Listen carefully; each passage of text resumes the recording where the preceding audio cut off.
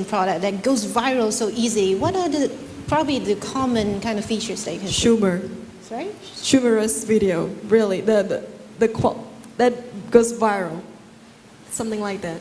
But then how can a brand, because we need to also look at the brand image and then the public perception of that image. So how can you wisely, wrap it up with that kind of element that can make it go viral? Not, like certain product is too corporate, those kind of image that is too rigid. How can we help those brands? If I had the answer to that, I would be a millionaire right now, really. I think every single brand is trying to crack that, what is the right formula to make my video viral. It could be, like we were saying yesterday, it could be Gangnam Style. Nobody even understands it, right? It's a different language. A few years ago, it was from India. There was a song, Kola Varidi. Yeah. Nobody got it. Nobody even understands the language. But there were people across the globe watching it, sharing it, and laughing. So I don't know. I honestly don't know. But I know if I knew the answer to that, I would be a millionaire. So to all those out there, this is an opportunity for you guys. So if you find out how, then you become the next millionaire. It's strange because before I flew here, I had this interview. What made a video viral? And actually, I do. There are common. I don't have the answer, and that's why I'm not a billionaire. But there are common factors of a viral video. If you see every single viral video out there, there's an appeal to emotion. It's usually short. The funny part is actually secondary for me. It's more of, oh, what the heck is that? And then it catches on. It has to be very easy to copy because that's how it propagates, the spoofs. The thing is, this is a challenge I think a fellow marketers here will agree, and advertisers. Every brand seems to want a viral video, right? They come up to you, we want a viral video. I mean, it's not viral until it goes viral. And another thing is, how can it be viral if it's heavily branded? It's a point to consider. There is no recent really great viral video, as in naturally organic viral video, that's heavily branded.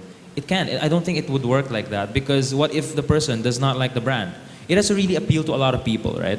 And even if you're neutral about the brand, for me, I feel very neutral about a lot of brands, but it's not something I'd share, because why, right? Why? Until we have a definite answer, we will remain not millionaires. So we can take the next question now. Yes, please.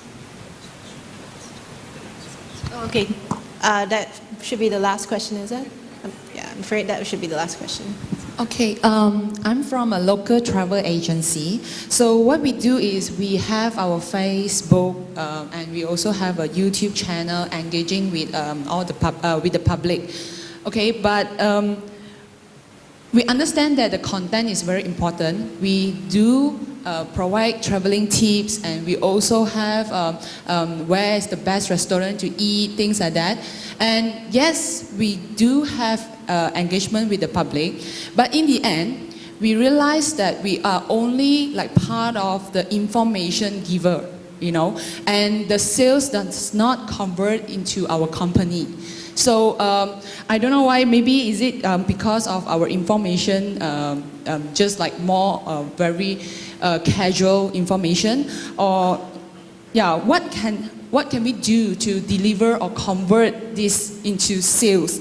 And instead, because after we give all this information, in the end, customer will just book at agoda.com, booking.com, but we are a travel agency sitting here and we're giving and we spend so much effort, and in the end, we do not get the sales. Yeah, thanks.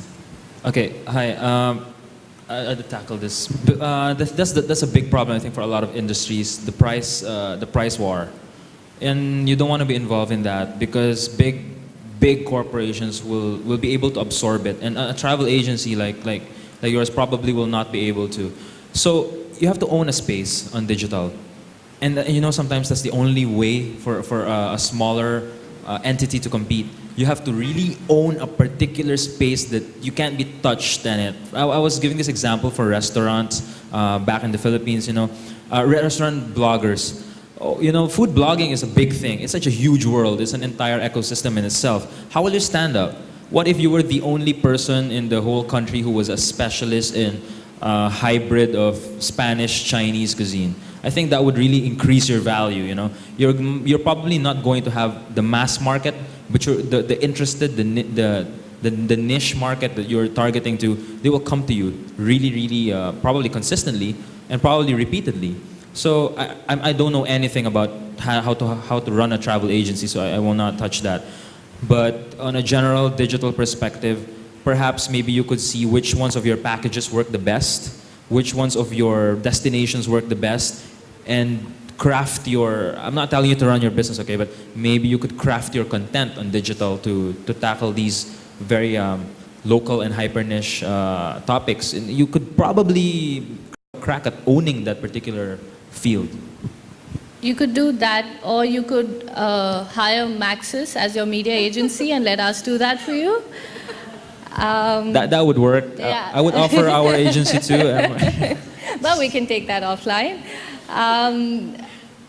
No, but I think he's absolutely right. Everybody's trying to fight that war, and we have clients who are trying to fight in the travel space, who are trying to give out the same content, but it's just about how is your content different from anybody else. If you're giving out travel tips, there are a million other sites doing the same thing.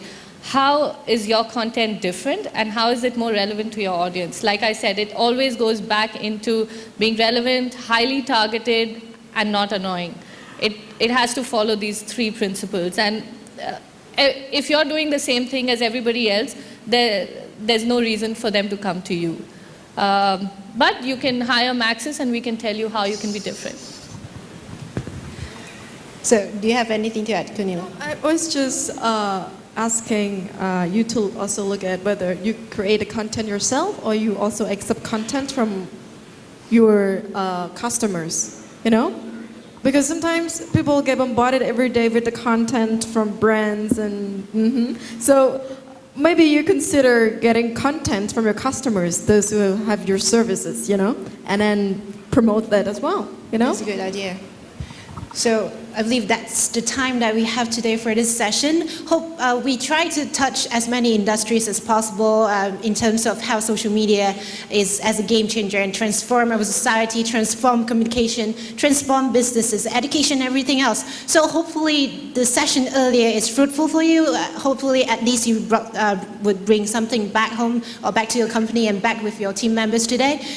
So I would like to pass, before that I would like to say thank you to the panelists.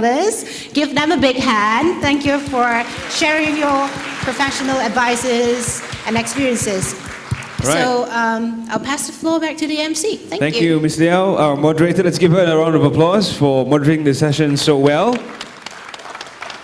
1,001 different strategies we picked up today, whether or not they work. Bahalana. Anyway, I like that word.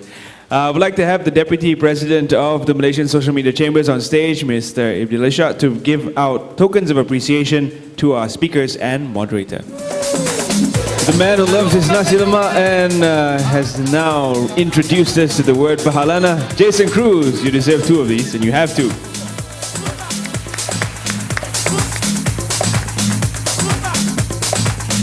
We'd also like to thank Ms. Rasha Joka, Digital Director from Maxis Singapore. And all the way from Cambodia, lady with 4 SIM cards, Ms. Kulina Kyo.